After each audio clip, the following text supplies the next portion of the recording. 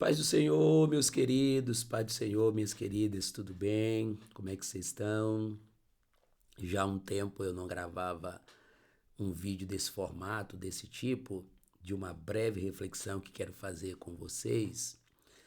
E eu só estou fazendo porque agora há pouco meditando na palavra de Deus, pensando nas diversas circunstâncias que nos cercam no sentido do envolvimento com o reino e com a obra de Deus, eu fiquei pensando em um fato curioso que tem acontecido nos últimos anos, tá? Nos últimos anos.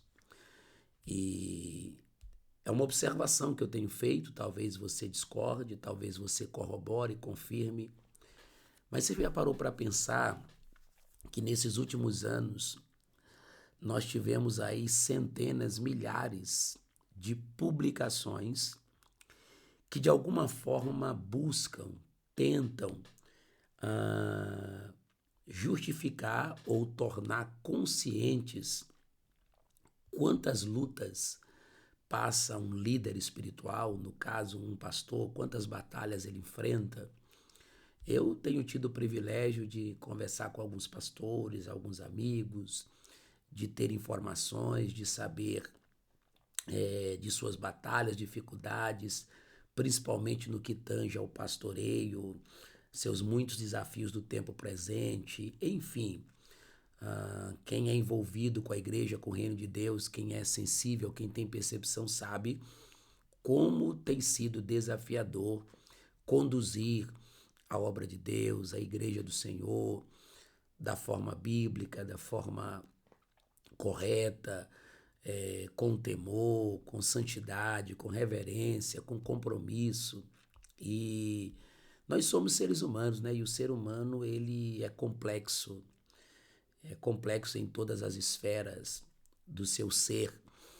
E a gente muitas vezes precisa lidar com vários tipos de personalidades, de posicionamentos, de entendimentos, né?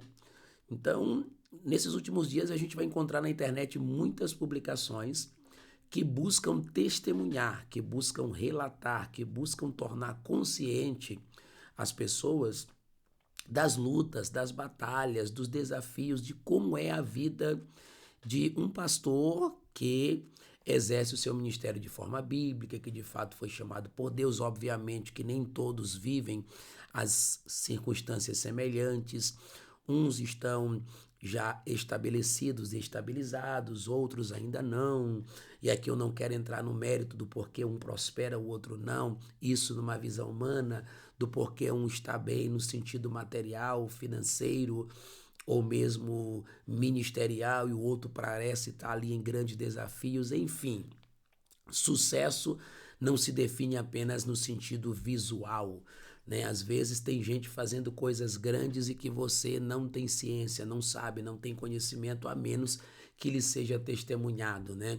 Inclusive há um texto na Bíblia que me deu base para formular uma mensagem nesse sentido, né? Obadias, quando ele encontra com Elias, ele diz uma frase interessante, ele faz um questionamento, uma indagação, ele pergunta para Elias: o senhor não sabe o que eu fiz? Ou seja, Obadias está dizendo, eu fiz algo que o senhor não tem conhecimento. E aí é quando ele vai testemunhar do que ele estava fazendo no anonimato, que de fato era um trabalho bem sucedido, até porque estava preservando profetas do Senhor, que naquela época eram ameaçados de morte por Jezabel, e até alguns foram assassinados. Por isso o próprio Elias sofreu essa ameaça, e o Obadias está dizendo, olha, enquanto os profetas estavam sendo assassinados, e mesmo eu convivendo com Acabe, no palácio de Acabe e Jezabel, eu fiz uma obra no anonimato, no oculto, no escondido, que o Senhor não sabe e muita gente não sabe. Eu sustentei profetas, 100 profetas do Senhor, dividido em cavernas de 50 em 50, com pão e com água. Então a pergunta que eu quero deixar aqui nessa reflexão, e eu, como eu já falei, eu quero ser o mais breve possível, é por que se existem hoje tantas publicações e também porque que muitas vezes há uma tendência, há um esforço às vezes até nosso mesmo, de tornar as pessoas conscientes das nossas lutas e das nossas batalhas, né? Primeiro vamos dar base bíblica a isso para tentar responder esta pergunta. Na carta que Paulo escreveu aos Colossenses, no capítulo de número 2, olha só que curioso e que interessante como Paulo inicia essa parte da carta, ou seja, esse capítulo. Paulo diz assim, ó: porque quero que saibais quão grande combate tenho por vós e pelos que estão em Laodiceia e por quantos não viram o meu rosto em carne. O que Paulo está dizendo? Olha, eu quero que vocês se tornem conscientes. Eu quero que vocês saibam quão grandes lutas eu venho tendo por vocês. Eu quero que vocês saibam das minhas batalhas e das minhas lutas.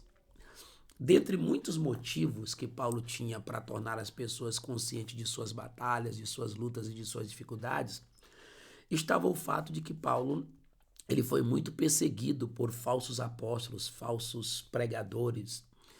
Ele foi acusado de um apostolado falso, de uma chamada inexistente, de que ele não deveria ser considerado como um apóstolo de Cristo. Inclusive, se você ler a segunda carta aos Coríntios, no capítulo de número 11, na verdade, toda a segunda carta de Paulo aos Coríntios revela um esforço do apóstolo para defender o seu apostolado, o seu ministério e até trazer algumas justificativas acerca da sua vida, especialmente no capítulo de número 11, aonde ele pede para que os coríntios o suportassem na sua loucura, no seu zelo, aonde a partir do versículo 23 ele começa questionando: são ministros de Cristo? Falo como fora de mim, eu ainda mais.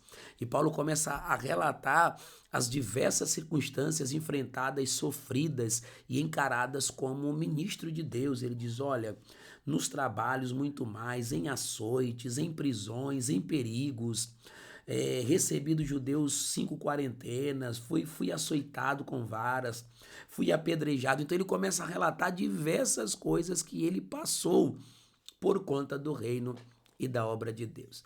E por que Paulo queria como que justificar-se ou defender-se ou mostrar as suas muitas batalhas e dificuldades? O porquê que muitas vezes nós crentes, e especialmente no caso em apreço da reflexão, pastores, líderes, temos ali um desejo, um sentimento de publicar algo, de testemunhar algo, de compartilhar, obviamente que sem nenhuma vaidade, sem nenhum desejo de que alguém se fique com pena de nós ou algo tipo em torno de um vitimismo, mas somente para que as pessoas não ignorem que o fato da gente viver, caminhar, continuar, se envolver com a obra de Deus, pregar, visitar, evangelizar, não significa dizer que nós não estejamos passando por circunstâncias adversas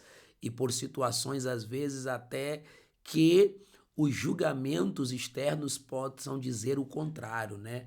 Alguém possa dizer, não, o carro que anda, a casa que vive, as fotos que publica revelam que essa pessoa está bem 100%, nadando de braçada, né? Literalmente nadando no dinheiro, prosperando e tantas outras coisas. Eu já falei para vocês que existe uma ótica, uma definição de prosperidade que muitas das vezes, dependendo do contexto, ela vai ser distinta daquilo que as pessoas entendem como prosperidade no tempo presente. Mas uma coisa é certa, e aqui eu não quero entrar no mérito de dizer quem é e quem não é, quem de fato foi chamado e quem não foi, tá? Mas você sabe que um pastor, um ministro, um líder realmente chamado por Deus, porque hoje nós temos sim a possibilidade já de tempos de ter na obra pessoas que até acreditamos que foram chamadas por Deus, mas que foram pessoas que foram consagradas por homens, colocadas por homens, por ser amigo, por ser parente, por ser filho, e por aí vai. Não vou entrar no mérito desse assunto também agora não. Isso está mais claro do que a luz do sol ao meio-dia nas Escrituras. Pessoas que se denominavam a si mesmos mestres, profetas e líderes espirituais, e não aqueles que com patente demonstração, com provas cabais e irrefutáveis, foram de fato chamados por Deus porque tinham as características e os sintomas de alguém que foi chamado. Mas aqueles pastores que vivem piedosamente, que desejam tratar a obra de Deus com compromisso, aqueles líderes que de fato não estão buscando enriquecer com a igreja, que ainda têm paixão e amor pelas almas no seu sentido mais alto, mais profundo, mais assertivo da palavra, aqueles que Deus coloca no coração deles um sentimento que nem eles sabem explicar do porquê se esforçam tanto, se empenham para que vejam as vidas firmes, alicerçadas, salvas, reconciliadas. Você sabe que esses servos de Deus, estas servas de Deus estão passando por situações terríveis. E o que mais é atingido, mais é atacado nestes é justamente o lado emocional, psicológico, material e financeiro também afeta a saúde, né? A gente muitas vezes está de pé fisicamente, está correndo, está batalhando por misericórdia, porque Deus nos tem concedido força física, saúde, pulmão para pregar, graça, mas é desafiador. E Paulo, voltando ao texto de Colossenses, parece um grito, né? Eu quero que vocês saibam.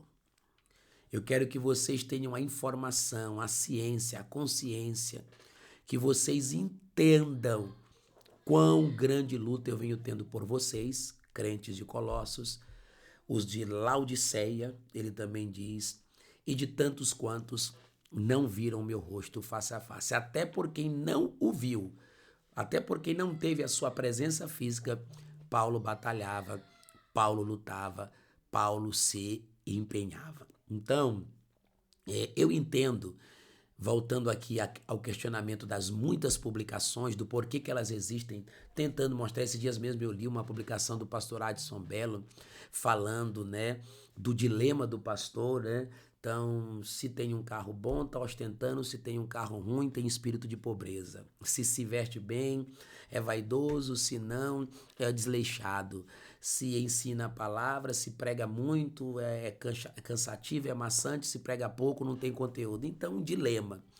Então, eu entendo o seguinte, pela palavra de Deus, o meu entendimento é que muitas vezes o lado humano, o ápice da humanidade, porque nós somos humanos, de um líder, de um pastor e das pessoas que estão ao seu lado e que entendem, por isso elas fazem essa publicação, do quanto não é fácil, do quanto um pastor dorme pouco, do quanto ele tem que levantar a hora que é necessário, do quanto ele tem que se sacrificar, se doar por pessoas, obviamente que nem todos estão nesse patamar.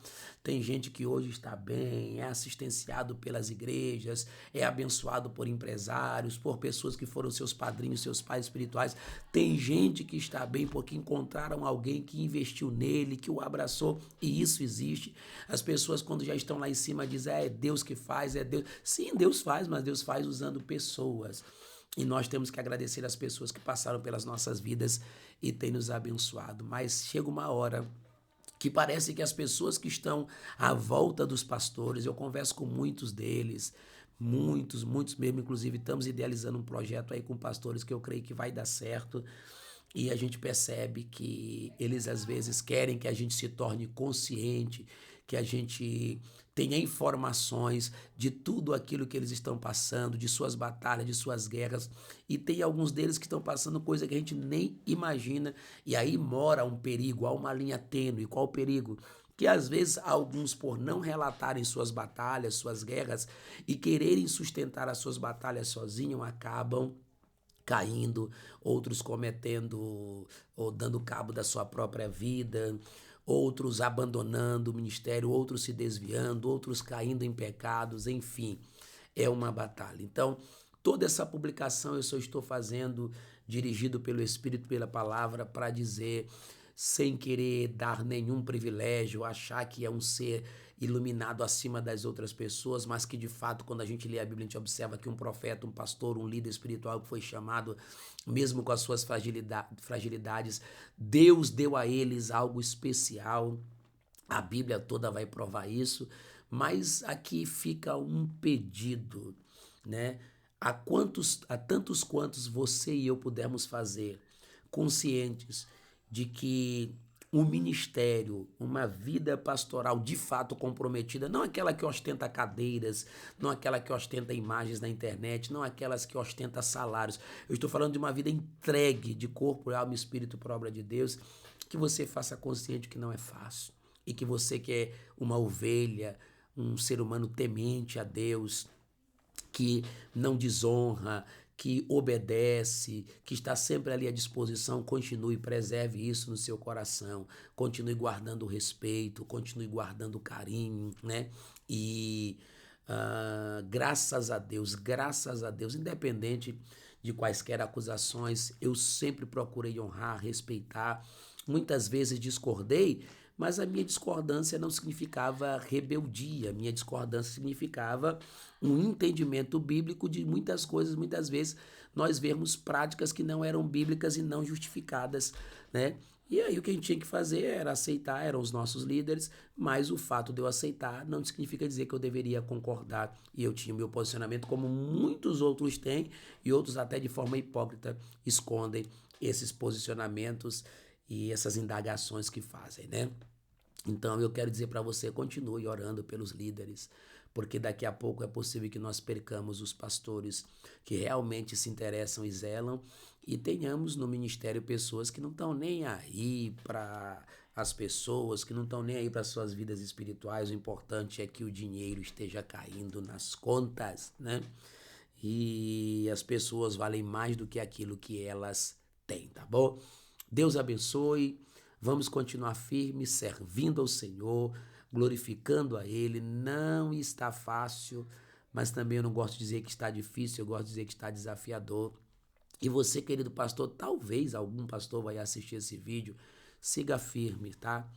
Vá chorando, vá gemendo, vá lacrimejando, mas continue firme. E a você, que é um servo de Deus, que tem procurado se dedicar, ajudar, abraçar, nós louvamos a Deus pela sua vida, pela sua dedicação, pelo seu amor ao reino. Não deixe a obra de Deus sofrer, tá bom? Que a obra de Deus continue firme, sendo feita por você, por aqueles a quem Deus colocou para liderar, e que você entenda que a igreja é unida, que nós, em unidade, vamos alcançar mais vidas para a glória de Deus. Eu sou o pastor Max Douglas, congrego na família Misto, Ministério Tentando o Próximo.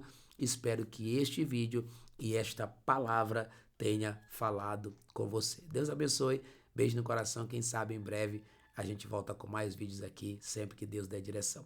Tem muitas mensagens que têm saído, muitas palavras que estão sendo guardadas aqui no coração, mas nós estamos vivendo um tempo em que os nossos olhares e a nossa pegada deve estar em outra direção, mas quem sabe Deus nos dando aí a estabilidade que precisamos em todos os sentidos, e o tempo disponível no sentido de focarmos nisso nos fará ter a oportunidade de gravar mais conteúdos para vocês que também nos acompanham por aqui. Um beijo no coração, Deus abençoe e fiquem todos na paz do Senhor Jesus.